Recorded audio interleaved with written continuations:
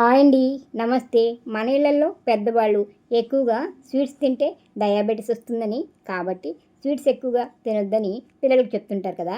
మనలో చాలామందికి స్వీట్స్ ఎక్కువగా తింటే నిజంగానే షుగర్ వస్తుందా అనే అనుమానం కలగడం సహజంగానే ఉంటుంది. అయితే స్వీట్సు, చక్కెరతో చేసిన పదార్థాలు, వివిధ రకాల డ్రింకులు అతిగా తీసుకుంటే టైప్ 2 డయాబెటీస్ వచ్చే అవకాశం పెరుగుతుందని ఆరోగ్య నిపుణులు చెప్తున్నారు.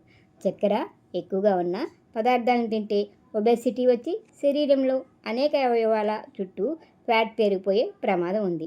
అందువల్ల ఇన్సులిన్ ప్రభావం శరీరంపై తగ్గుతుంది. దీనివల్ల రక్తంలో చక్కెర పెరిగి షుగర్ వ్యాధికి దారితీస్తుందట.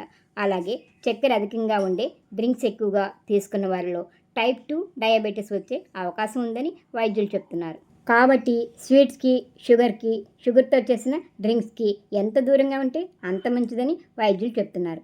ఇటువంటి ఆరోగ్యకరమైన వీడియోల కోసం నా ఛానల్ని సబ్స్క్రైబ్ చేయండి. నన్ను ప్రోత్సహించండి. నమస్తే.